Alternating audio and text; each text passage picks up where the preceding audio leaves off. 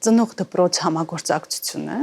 միշտ հնարավորություն է տալիս այն կետերը, որոնք մենք համարում ենք կամ զգում ենք որպես խոցելի, քննարկել եւ ունենալ միևնույն մոտեցումը երևույթի նկատմամբ, որովհետեւ մեզանից ամեն մեկը չփորձի պաշտպանվել, իրեն դնի պաշտպանվողի դերում, հա, եւ ծնողը եւ ուսուցիչը կամ հակառակը հարցակվողի կարգավիճակով որևէ մեկը չլինի, այլ մենք էլի կենտրոնանալով մեր նպատակի վրա, փորձենք միասին հասկանալ ինչու երեխան օրինակ ունեցավ այս խնդիրը։ Ենթադրենք ինչու հետաքրքրված չի առարկայով, կամ ինչու դասընկերոջ հետ ունեցավ այս բարդությունը, կամ ինչու դասարանում ընդունված չի։ Երբ որ մենք ունենում ենք համագործակցության նպատակ, երբ որ ծնողը ի սկզբանե զինված չի գնում դպրոց եւ ուսուցիչն էլ զինված չի ընդունում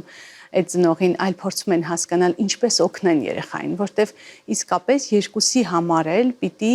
առաջնայինը լինի երեխային օգնելը, որովհետև չկան վատ երեխաներ, կան երեխաներ, ում համար վատ է։